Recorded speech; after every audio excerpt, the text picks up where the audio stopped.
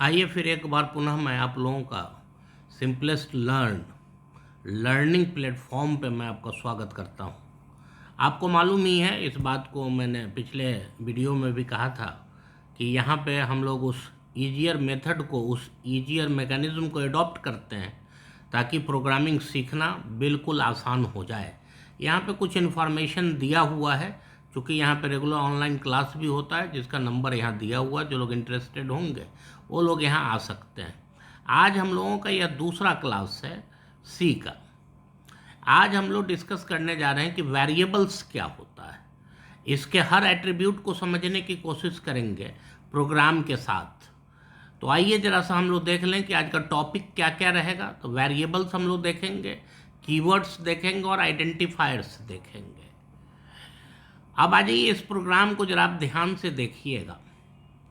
देखिए होता क्या है कि फिर जब हम लोग किसी भी प्रोग्राम में जब हम लोग आते हैं, या फिर मान लीजिए कि हमने आपको एक क्वेश्चन दिया, ध्यान से सुनिएगा इसको, कि आप हमसे 2 नंबर लीजिए और दोनों नंबर लेने के बाद आप उसका सम प्रिंट कीजिए।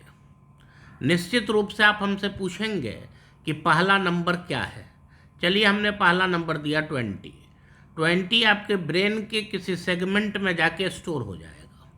फिर आपने कहा कि सेकंड नंबर बोलिए, हमने कहा 40 भी आपके ब्रेन के किसी सेगमेंट में स्टोर होगा। आपका ब्रेन प्रोसेस करना शुरू करेगा। प्रोसेस करने का फिर आप आउटपुट देंगे। यह जो 20 और 40 है जहाँ रखा गया, उसको हम लोग मेमोरी भी बोल सकते हैं, क्योंकि तो हमारे मेमोरी में ही रहेगा। उसी तरह से अगर सी प्रोग्रामिंग लैंग्वेज में हमको कुछ वैल्यू कहीं स्टोर अगर करना हो तो हमको वेरिएबल्स पे काम करना पड़ता है। बेसिकली वेरिएबल कुछ नहीं है, वेरिएबल मेमोरी लोकेशन को ही बोलते हैं। जैसे इस प्रोग्राम को जैसा हम लोग समझने की कोशिश करेंगे, यहाँ पे हमने 3 num1 num2 num3 लिया है। मतलब कि 3 मेमोरी लोकेशन हम यूजर से मांग रहे हैं, मतलब सिस्टम से। हमारे लिए अभी कौन है, प्रोवाइडर कौन है, तो फिर सिस्टम है। तो यूजर ने मांगा num1 num2 और num3। लेकिन यहाँ पे एक चीज़ का रिस्ट्रिक्शन है, क्योंकि हमारा तो क्या ह्यूमन ब्रेन काफ़ी फास्ट होता है, हर बात हम लोग इजीली समझ जाते हैं, इजीली मैनिपुलेट कर लेते हैं। इतना मैनिपुलेशन मशीन के पास नहीं होता है। इसके पहले हमने यहाँ पे लिखा इंट। यह इंट इस बात को शो कर रहा है कि हम जो मेमोरी मांग रहे हैं, बेसिकली वह मेमोरी किस तरह के वैल्यू पे काम करेगा। तो निश्चित रूप से यह समझ में ही आ रहा है। इंट मतलब इंटीजर, मतलब जिसमें कोई फ्रैक्शनल पार्ट नहीं होगा। फ्रैक्शनल पार्ट वाले पे कैसे काम करेंगे, धीरे धीरे जैसे जैसे क्लास आगे बढ़ता जाएगा हम लोग सभी बातों को समझते जाएंगे। तो आपने जैसे कहा num1 num2 num3, हम यहाँ बोल सकते हैं कि निश्चित रूप से हमारे पास मेमोरी में कुछ इस तरह से 2-3 मेमोरी हमारा बन जाएगा। जैसे एक यहाँ बन जाएगा, एक यहाँ बन जाएगा और एक यहाँ बन जाएगा। इसको सिस्टम रेफर करेगा num1 के नाम से, इसको करेगा num2 के नाम से और इसको करेगा num3 के नाम से। इन तीनों के अंदर हम लोग वैल्यू रख सकते हैं। आपने कहा कि num1 = 90, यह सिस्टम में जाएगा और 90 में जहाँ भी num1 को मेमोरी मिला होगा 90 को इसने सेव कर दिया। अब आपने कहा num2 = 65, भी चला गया, यहाँ कर दिया। बाद में इसने प्रोसेस किया, इन दोनों को जोड़ेगा। जोड़ने के बाद निश्चित रूप से यहाँ 155 आ जाएगा। इसका मतलब हुआ कि मेमोरी में अभी हमारे पास 3 लोकेशन है। यह जो num1 num2 num3 है, बेसिकली यह सिस्टम रेफरेंस के लिए इस्तेमाल करता है। और यह जो इंट है, इस बात को इंडिकेट कर रहा है कि आखिर किस तरह का वैल्यू हम डालेंगे। क्लियर है।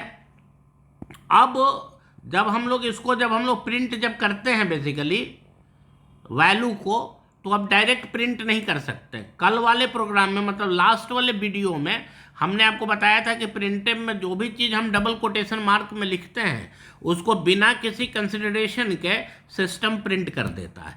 लेकिन यहाँ पे यह जो %d जो आपका लिखा हुआ है, बेसिकली यह %d क्या है, यह %d फॉर्मेट स्ट्रिंग है। यह जो %d हमारा है, यह फॉर्मेट स्ट्रिंग है। फॉर्मेट स्ट्रिंग का मतलब होता है कि यह इंट के मेमोरी लोकेशन पे जाएगा, वहां से वैल्यू को फेच करेगा। जैसे जैसे आपने लिखा %d, सिस्टम का कंट्रोल यहां आ जाएगा और num1 से वैल्यू को फेच करेगा, यानी कि इसका जब आउटपुट आएगा, यहां देखिए तो आउटपुट आ रहा है 90 is the value of num1। फिर आपने कहा द वैल्यू ऑफ num2, या %d हम जहां लगाएंगे वैल्यू वहीं पे प्रिंट करेगा, इसीलिए हमने इसका जगह बदल के इस बार यहां कर दिया है num2। अब यह क्या करेगा, अब यह num2 को प्रिंट करेगा। फिर आपने कहा %d is the value of num3, निश्चित रूप से यह यहाँ पे प्रिंट करेगा। क्लियर है? अगर हम चाहें तो एक ही स्टेटमेंट में तीनों को भी यूज कर सकते हैं, कोई इसमें दिक्कत नहीं है।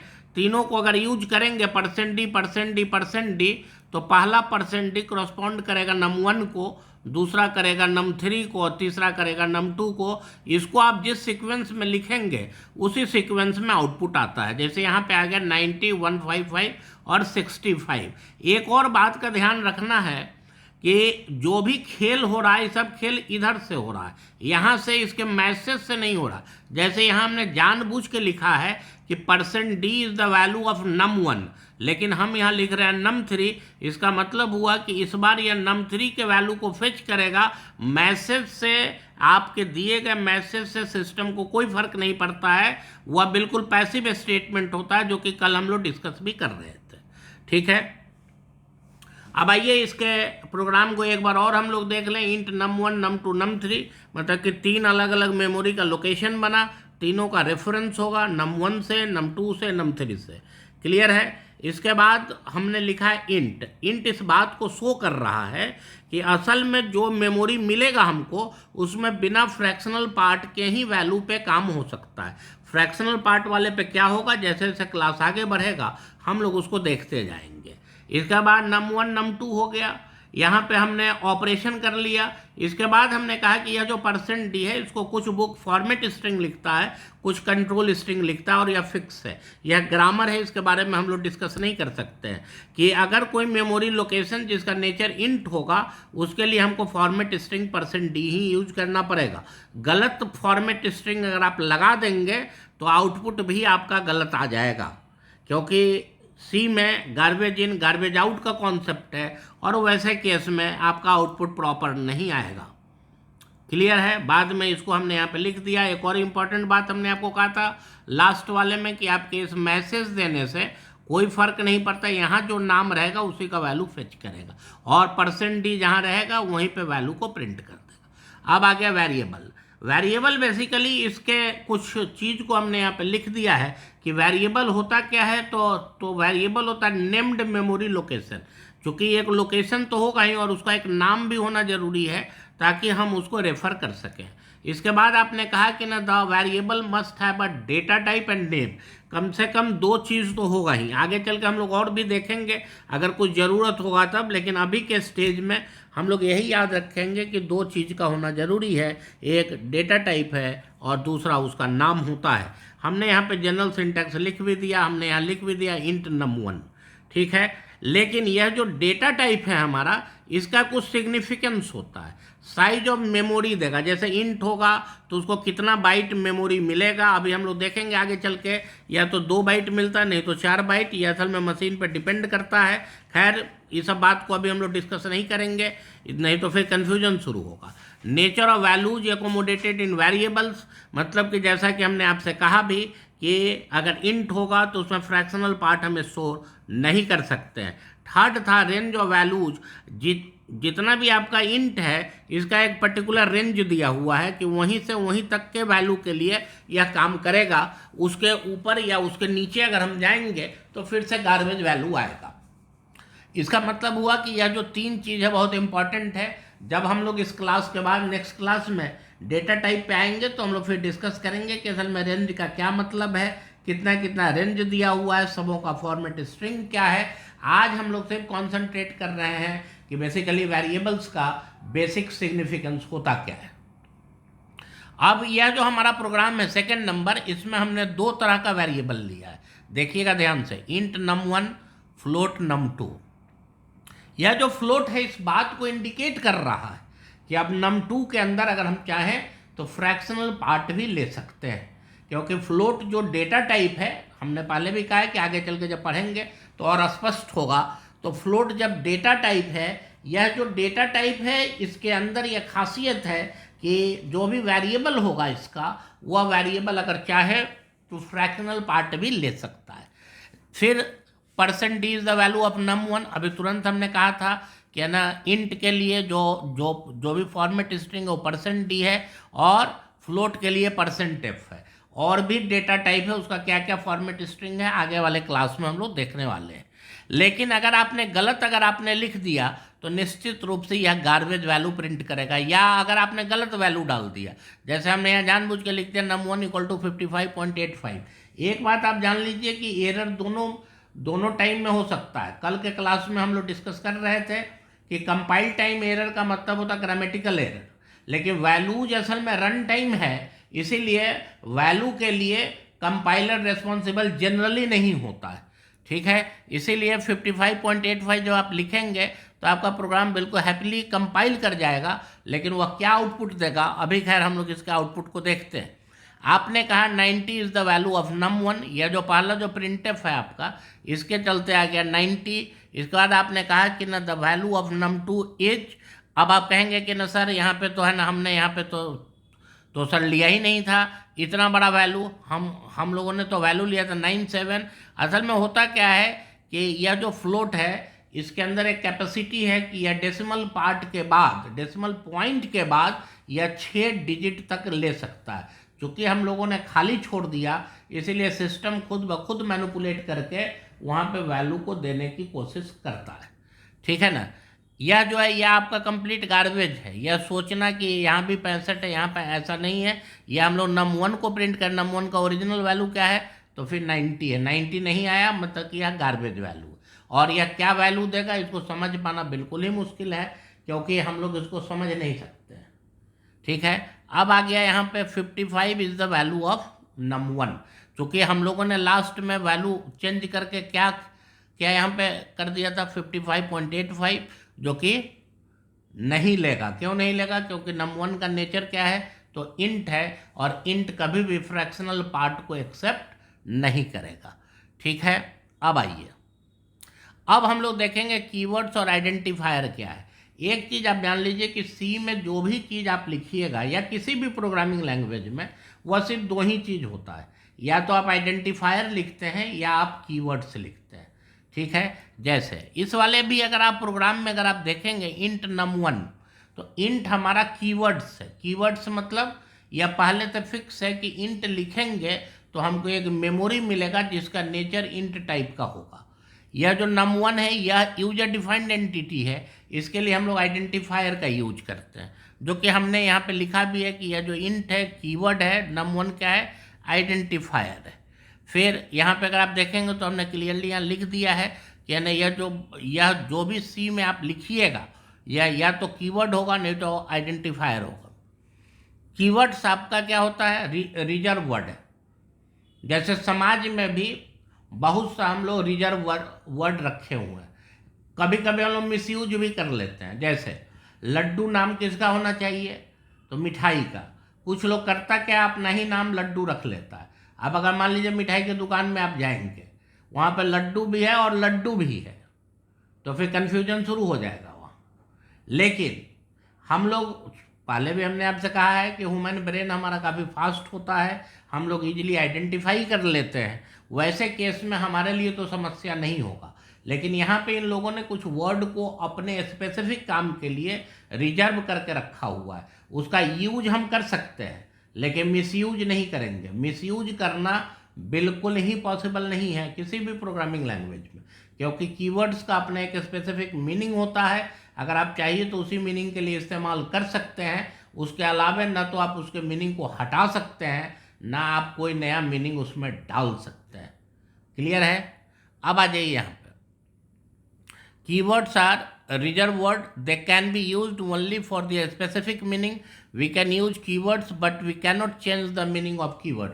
यह किसी भी सूरत में संभव नहीं है कि ना हम उसके मीनिंग को चेंज कर दें। और आप जान लीजिए कि जितना भी कीवर्ड दिया हुआ है तो अच्छा है इन लोगों ने लोअर केस में लिख दिया है, नहीं तो फिर यह भी एक अलग तरह का झंझट हो जाता है याद करना।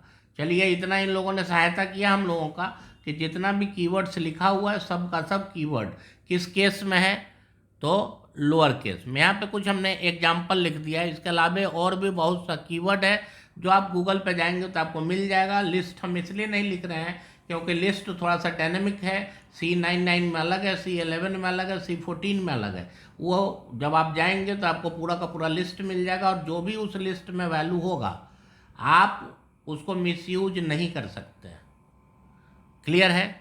अब आ जाइए आइडेंटिफायर के बारे में।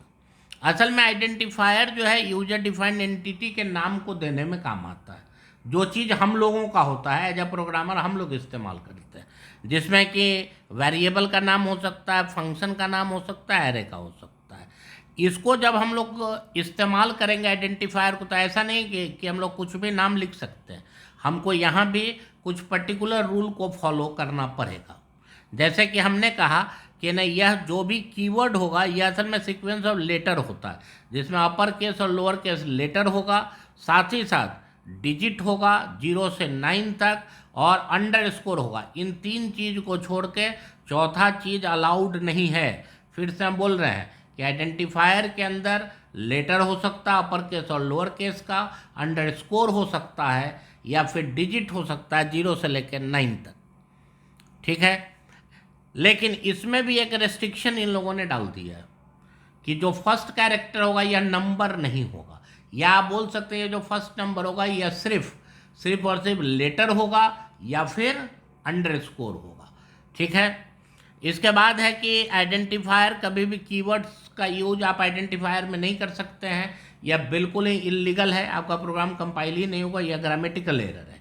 इसके बाद हम लोगों ने लिखा है कि वाइट स्पेस, मतलब बीच में स्पेस दे के अगर आप चाहिए कि हम एक ही वेरिएबल के नाम में 2 नाम यूज करें और बीच में अंडरस्कोर नहीं दें, बीच में स्पेस दें, यह भी अलाउड नहीं है। अब आज ये कुछ हमने यहाँ पे वैलिड आइडेंटिफायर के बारे में लिखा है। जैसे यह जो है बिल्कुल वैलिड है। क्यों है वैलिड?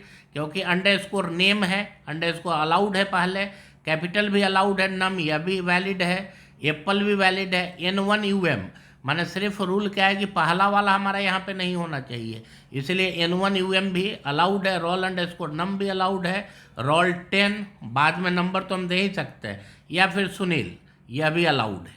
लेकिन यह जो इनवैलिड वाला है यहाँ पे लिखा हुआ है कि पहला जो भी होगा यह कभी भी किसी सूरत में डिजिट नहीं हो सकता, यह अगर होगा तो फिर एरर देगा। उसी तरह से अंडरस्कोर अलाउड है लेकिन बीच में हाइफन नहीं अलाउड है। इसमें और इसमें फ़र्क है। यहाँ पे हम लोगों ने लिखा था रोल अंडरस्कोर नेम, यहाँ पे हम लिख रहे हैं रोल हाइफन नेम। यह जो हाइफन है यह अलाउड नहीं है।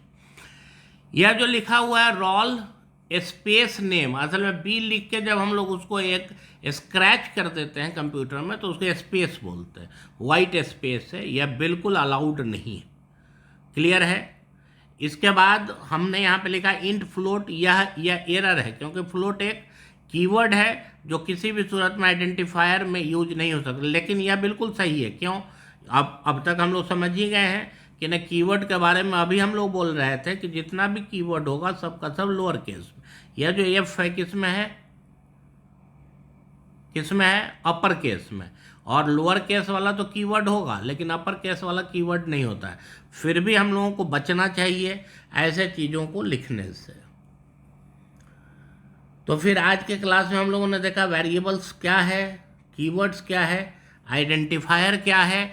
कल के क्लास में हम लोग पुनः देखेंगे कि आखिर डेटा टाइप्स क्या होता है, कितने तरह का है। धीरे धीरे जैसा मैंने आपसे कहा भी है कि ना धीरे धीरे जैसे जैसे आप मेरे साथ जुड़ेंगे आपको धीरे धीरे सारा का सारा कहानी समझ में आता जाएगा। और बिल्कुल आसान होता है प्रोग्रामिंग लैंग्वेज के, इतना कोई भी चीज़ आसान नहीं होता है। ओके, चलिए फिर थैंक यू वेरी मच, और अगला क्लास में फिर हम लोग मिलेंगे डेटा टाइप के साथ।